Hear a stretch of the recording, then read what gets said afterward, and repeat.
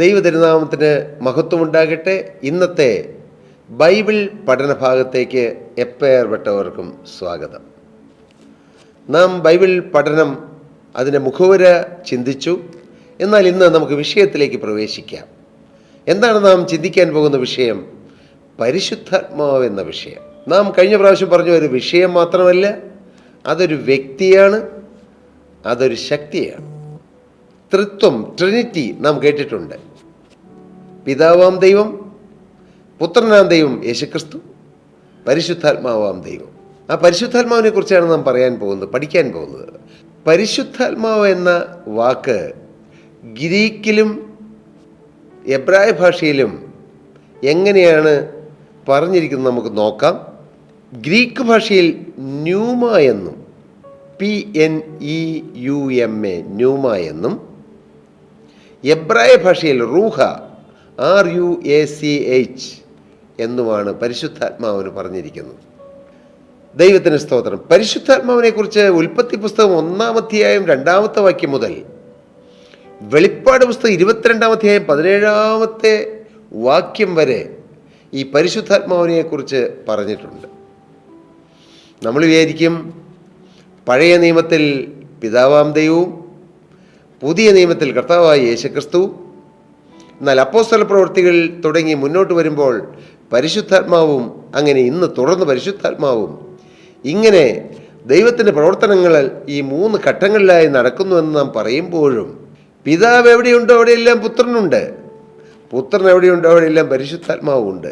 നാം തിരുവചനം വായിക്കുമ്പോൾ, പഴയ നിയമവും പുതിയ നിയമവും വായിക്കുമ്പോൾ ത്രിത്വം വെളിപ്പെട്ട് നിൽക്കുന്ന പല അവസരങ്ങൾ നമുക്ക് വ്യംഗ്യമായോ പ്രകടമായോ നമുക്ക് മനസ്സിലാക്കാൻ കഴിയും. പോകട്ടെ, നമുക്ക് അടുത്ത കാര്യത്തിലേക്ക് വരാം. പരിശുദ്ധാത്മാവിൻ്റെ പേരുകൾ ദൈവവചനത്തിൽ ഏതാണ്ട് 21 പേരുകൾ പരിശുദ്ധാത്മാവിന് തിരുവചനത്തിൽ രേഖപ്പെടുത്തിയിട്ടുണ്ട്. നമുക്ക് ആദ്യം തന്നെ ഈ പേരുകളൊന്ന് മനസ്സിലാക്കാം.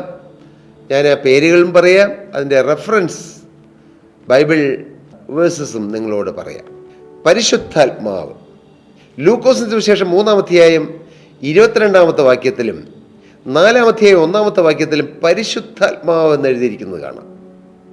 2, ദൈവത്തിൻ്റെ ആത്മാവ്. ഉൽപ്പത്തി 1:2, മത്തായി 3:16, റോമർ 8:14, 1 കൊരിന്ത്യർ 3:16 ഇങ്ങനെയുള്ള സ്ഥലങ്ങളിലെല്ലാം ദൈവത്തിൻ്റെ ആത്മാവെന്ന് രേഖപ്പെടുത്തിയിട്ടുണ്ട്. പല സ്ഥലങ്ങളിലും കൂടുതലുണ്ട് കേട്ടോ. 3, യഹോവയുടെ ആത്മാവ്. അത് പ്രധാനമായും കാണുന്നത് ന്യായാധിപന്മാരുടെ പുസ്തകം 13:25 യെശയ്യാവ് 11:2 വേറെ ഒരുപാട് സ്ഥലങ്ങളിലുണ്ട്. 4, സത്യത്തിൻ്റെ ആത്മാവ്. യോഹന്നാന്റെ സുവിശേഷം 14-ാം അധ്യായം 16-ാമത്തെ വാക്യവും 16-ാം അധ്യായം 13-ാമത്തെ വാക്യവും. കാര്യസ്ഥൻ, പരിശുദ്ധാത്മാവിൻ്റെ ഒരു പേരാണത്. യോഹന്നാൻ 14:16, 26, 15:26, 16:7 ഇവിടെയെല്ലാം കാര്യസ്ഥൻ എന്ന പേര് കാണാം. 5-ാമത്തെ പേരാണത്. 6-ാമത്തെ പേര് വാഗ്ദത്തത്തിൻ പരിശുദ്ധാത്മാവ്. അത് അപ്പോസ്തല പ്രവൃത്തികളുടെ പുസ്തകം 2:33 എഫേസ്യർ 1:14 നമുക്ക് കാണാം വാഗ്ദത്തത്തിൻ പരിശുദ്ധാത്മാവ് എന്നുള്ളത്. 7, വിശുദ്ധിയുടെ ആത്മാവ്. റോമർ 1:5. 8, ജീവൻ്റെ ആത്മാവ്. അത് റോമർ 8:9 നമുക്ക് കാണാൻ കഴിയും. 9, ക്രിസ്തുവിൻ്റെ ആത്മാവ്. അത് റോമർ 8-ാം അധ്യായം 9-ാമത്തെ വാക്യത്തിൽ അവിടെ കാണാൻ കഴിയും. 10, വിശ്വാസത്തിൻ്റെ ആത്മാവ്. 2 കൊരിന്ത്യർ 4:13. 11, സ്വപുത്രൻ്റെ ആത്മാവ്. ഗലാത്യർ 4:6. 12, നിത്യാത്മാവ്. എബ്രായർ 9:14. അടുത്തത് 13, കൃപയുടെ ആത്മാവ്. അത് എബ്രായർ 10:29. 14-ാമത്തേതാണ് മഹത്വത്തിൻ്റെ ആത്മാവ്. 1 പത്രോസ് 4:14 കാണാം. 15, ആത്മാവെന്ന് മാത്രം എഴുതിയിട്ടുണ്ട്. അത് മത്തായി 4:1 വെളിപ്പാട് 22:17 ആത്മാവെന്ന് മാത്രം എഴുതിയിട്ടുണ്ട്. 16 ഏതാണ്? നമുക്കൊന്ന് ചിന്തിക്കാം. 16 ജ്ഞാനത്തിൻ്റെ ആത്മാവ്. അത് യെശയ്യാവ് 11:2 കാണുന്നു. 17 വിവേകത്തിൻ്റെ ആത്മാവ്, യെശയ്യാവ് 11:2 വീണ്ടും കാണുന്നു. 18 ആലോചനയുടെ ആത്മാവ്, അതും യെശയ്യാവ് 11 തന്നെ 2 വാക്യത്തിലുണ്ട്. 19 ബലത്തിൻ്റെ ആത്മാവ്, യെശയ്യാവ് 11:2 തന്നെ നമുക്ക് കാണാൻ കഴിയും. വീണ്ടും 20 പരിജ്ഞാനത്തിൻ്റെ ആത്മാവ്, അതും യെശയ്യാവ് 11:2 21 യഹോവ ഭക്തിയുടെ ആത്മാവ്, അതും യെശയ്യാവ് 11 തന്നെയാണ്. പ്രിയപ്പെട്ടവരെ, അങ്ങനെ 21 പേരുകൾ ബൈബിളിൽ പരിശുദ്ധാത്മാവിനെ കുറിച്ച് രേഖപ്പെടുത്തിയിട്ടുണ്ട്. ദൈവത്തിന് സ്തോത്രം. ഞാൻ മനസ്സിലാക്കിയതാണിത് പറയുന്നത്. ഇതിൽ നിന്ന് കൂടുതലോ അല്പം കൂടി വ്യത്യസ്തമായോ ഉണ്ടെങ്കിൽ നിങ്ങൾ ഈ താഴെ കാണുന്ന ഫോൺ നമ്പറിൽ കോൺടാക്റ്റ് ചെയ്യുകയോ വാട്സാപ്പിൽ അയക്കുകയോ ചെയ്താൽ തീർച്ചയായും ഞാനത് തിരുത്തേണ്ടതെല്ലാം തിരുത്തിക്കൊള്ളാം. ഇന്ന് നാം ചിന്തിച്ചത് പരിശുദ്ധാത്മാവിൻ്റെ 21 പേരുകൾ വേദപുസ്തകത്തിലെ 66 പുസ്തകങ്ങളിൽ നിന്നായി നാം മനസ്സിലാക്കുകയായിരുന്നു. പരിശുദ്ധാത്മാവിൻ്റെ പേര്. എൻ്റെ പ്രിയപ്പെട്ടവരെ, പരിശുദ്ധാത്മാവാണ് നമ്മെ യേശുവിലേക്ക് വഴി നടത്തുന്നത്. പരിശുദ്ധാത്മാവാണ് നമുക്ക് പ്രകാശം തരുന്നത്. ഈ ഓരോ പേരുകളും പരിശുദ്ധാത്മാവിൻ്റെ ഫങ്ഷൻ, പ്രവർത്തനം, അതും വെളിപ്പെടുത്തുന്നുണ്ട് അല്ലേ? ജ്ഞാനത്തിൻ്റെ ആത്മാവ് എന്ന് പറയുമ്പോൾ ജ്ഞാനം തരുന്ന ആത്മാവ്, വിവേകത്തിൻ്റെ ആത്മാവ് എന്ന് പറഞ്ഞാൽ വിവേകം തരുന്ന ആത്മാവ്, യഹോവ ഭക്തിയുടെ ആത്മാവ് എന്ന് പറഞ്ഞാൽ യഹോവ ഭക്തി പകരുന്ന ആത്മാവ്.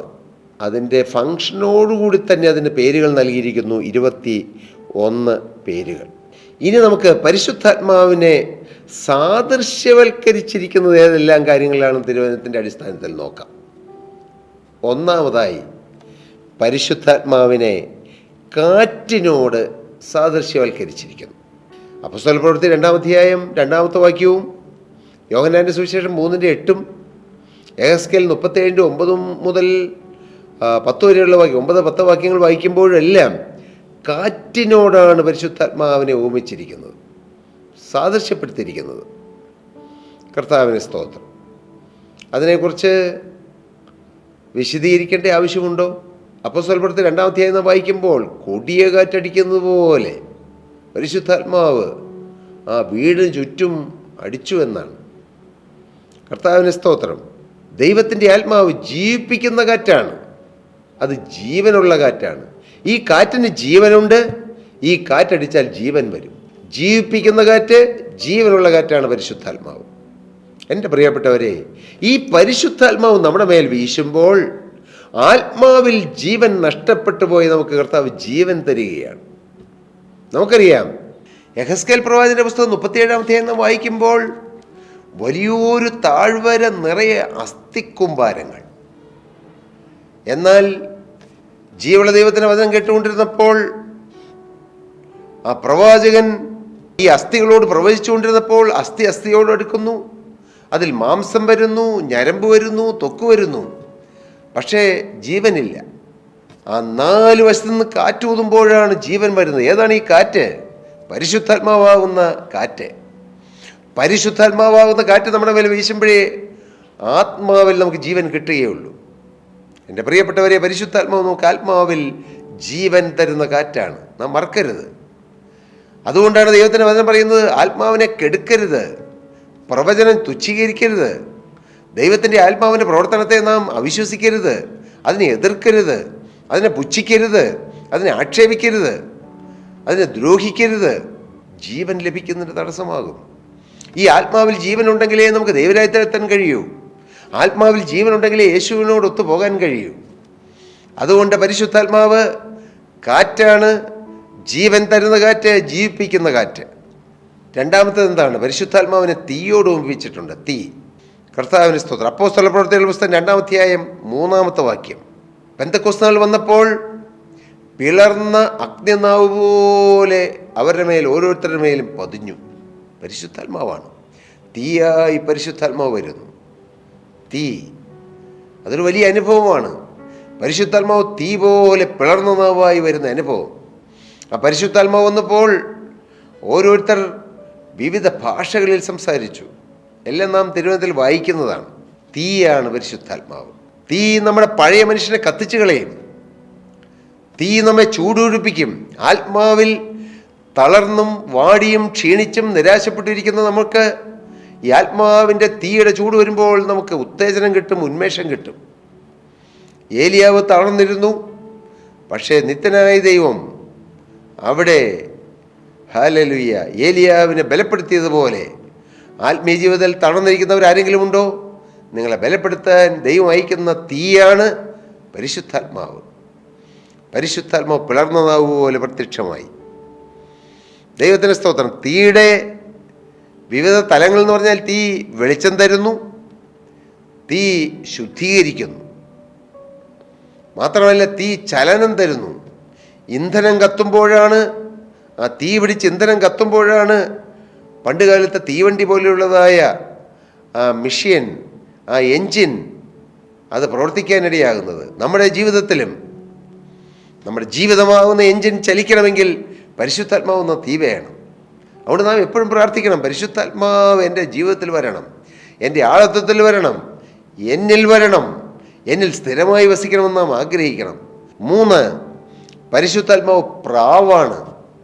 പ്രാവ് മത്തായിയുടെ സുവിശേഷം 3:16 മർക്കോസ് 1:9 ലൂക്കോസ് 3:22 യോഹന്നാൻ 1:32 എല്ലാം നമുക്ക് കാണാൻ കഴിയും.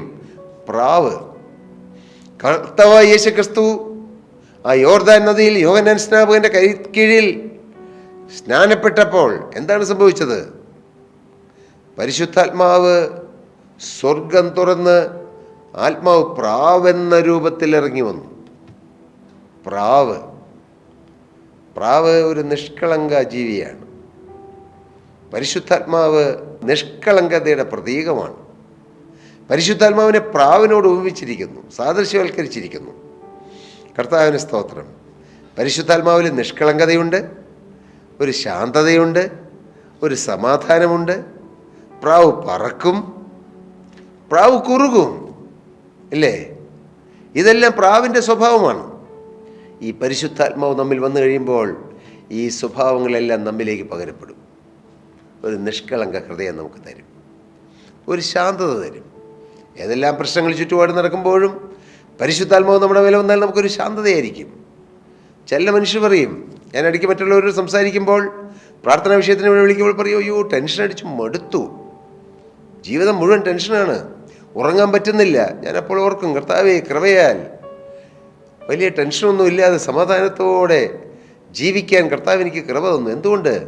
കൃപയാൽ കർത്താവിൻ്റെ ആത്മാവിനെ എൻ്റെ മേൽ കർത്താവ് പകർന്നു. അതുകൊണ്ടാണ്, എൻ്റെ കേമം കൊണ്ടല്ല.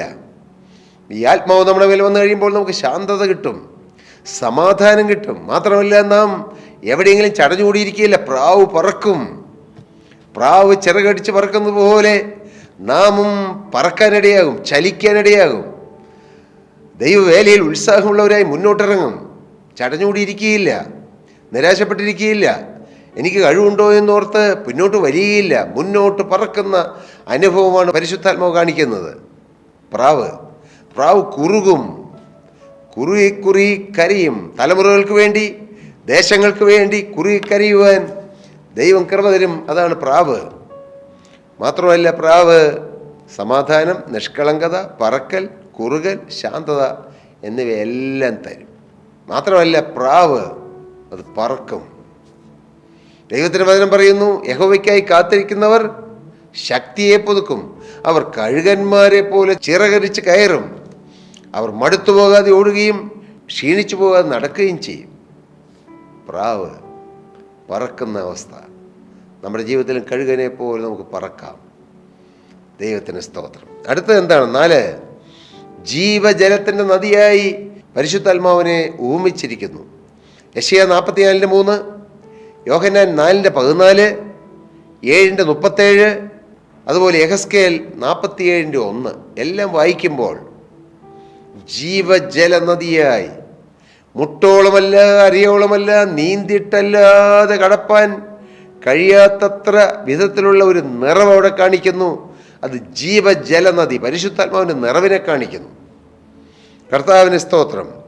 ഈ ജീവജലനദി ദാഹം ശമിപ്പിക്കും. മനുഷ്യജീവിതങ്ങളിൽ നിന്ന് ദാഹിക്കുകയാണ്. സ്നേഹത്തിന് വേണ്ടി ദാഹിക്കുന്നു, ഇല്ലേ? സ്നേഹത്തിന് വേണ്ടി ദാഹിക്കുന്ന അനേകരുണ്ട്. എങ്ങനെ ഈ സ്നേഹം നമുക്ക് കിട്ടും? ഈ പരിശുദ്ധാത്മാവ് വന്നു കഴിയുമ്പോൾ നമ്മിൽ നിന്ന് സ്നേഹം ഒഴുകും. സ്തോത്രം. മറ്റുള്ളവരെ സ്നേഹിക്കാൻ കഴിയും. സ്നേഹം ദാഹജലനദിയാണ്, ദാഹം ശമിപ്പിക്കുന്ന ജലനദിയാണ്. സ്തോത്രം. മാത്രമല്ല, ഈ ജലം കഴുകിക്കളയുന്നതിനും ശുദ്ധീകരിക്കുന്നതിനും മുഖാന്തരമാകും. നമ്മെ കഴുകി വെടുപ്പാക്കുന്ന ജലനദിയാണ് പരിശുദ്ധാത്മാവ്.